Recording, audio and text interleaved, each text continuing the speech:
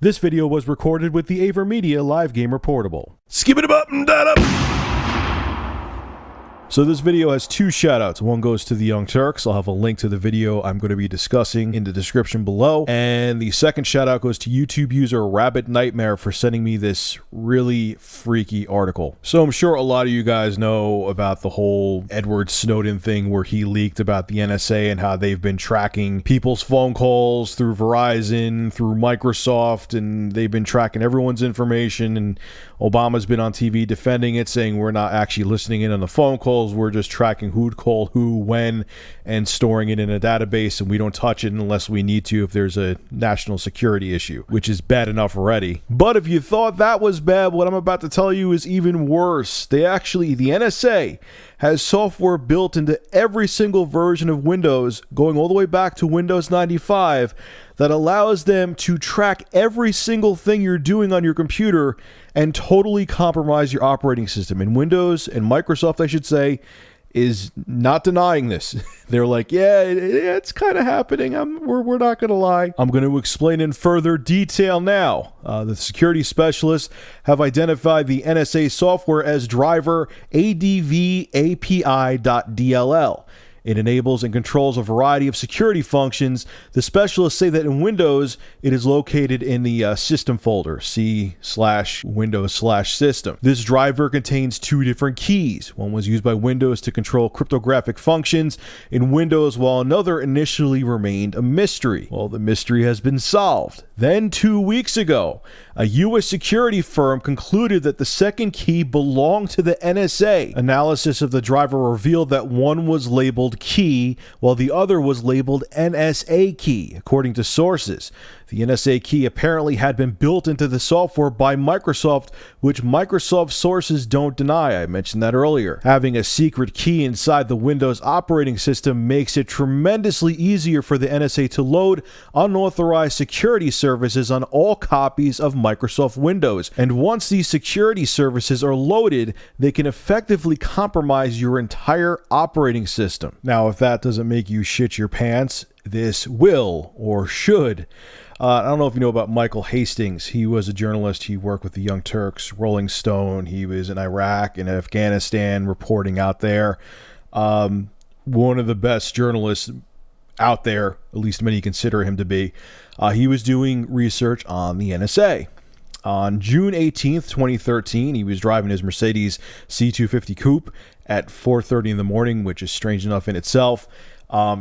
Witnesses say he was driving very fast, uncontrollably. His car fishtailed, slammed into, I believe, a pole, and it just blew up and incinerated into flames, which that's also strange too. Cars, especially modern cars, it's tough to make them catch on fire. Well, someone out there has a very eerie theory on what may have happened to Michael Hastings, and it isn't Alex Jones, don't worry, you're safe. It's actually Richard Clarke, who was the former U.S. National Coordinator for Security, Infrastructure Protection, and Counterterrorism. He gives his 2 cents on what he thinks may have happened to Michael Hastings that early morning, June 18th. And here it goes, man. It's a doozy. I quote, "There is reason to believe that intelligence agencies for major powers, including the United States, know how to remotely seize control of a car."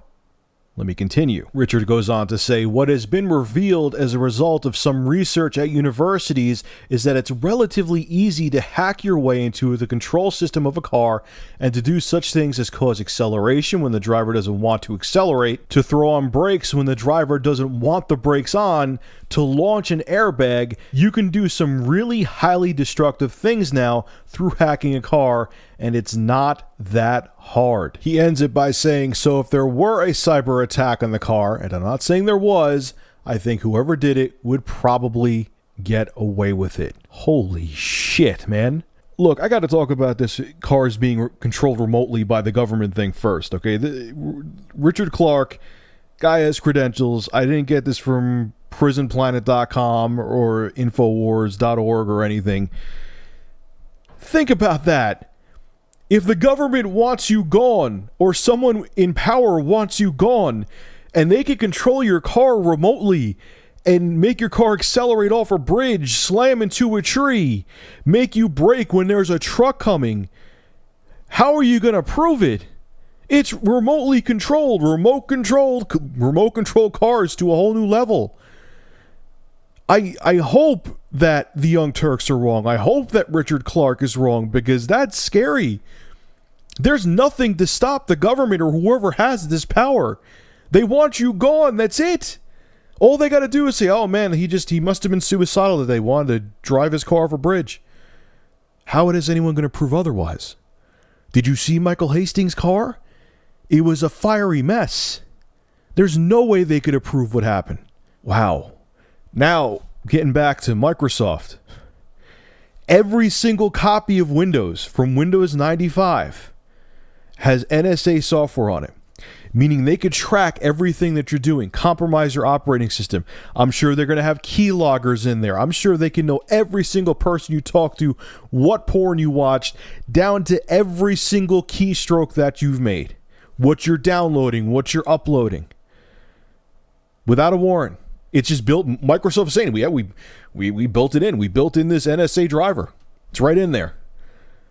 And then Microsoft, you wonder why everyone's so wary of buying the Xbox One when every single one of them will have a Kinect. I mean, this isn't tinfoil hat shit anymore. CNN talks about it now with the NSA, how they're tracking everyone's phone calls. I mean, for Christ's sake, I mean, even like a year ago, you told me this. I'm like, oh, that's crazy talk, man. It's out there. They're doing shit like this. So now it's believable. Imagine, I will definitely think twice. This makes me definitely not want to get an Xbox One. Because you cannot tell me. Microsoft is one of the first companies to bow down to the NSA. You cannot tell me if the government has beef with you, they're not going to be listening into you with the Kinect, which has an HD camera, a highly sensitive microphone.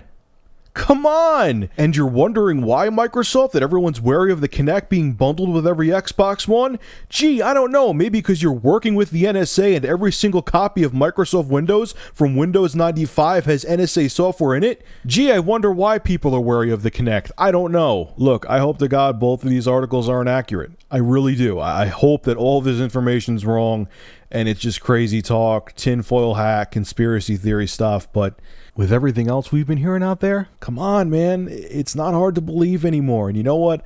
I'm sure there is at least a shred of truth in both of these articles. And if that doesn't scare the hell out of you, I don't know what will. It's getting frightening out there, man. Things that you never thought that would be happening are happening. And wow, that's all I can say. Anyway, folks, make sure to rate, comment, favorite, and subscribe. And if you have an interesting news story you would like me to discuss, private message me with a link via YouTube. And if I use your news article, I will give you a shout out in the video and feature your YouTube channel in the description. Have a good one.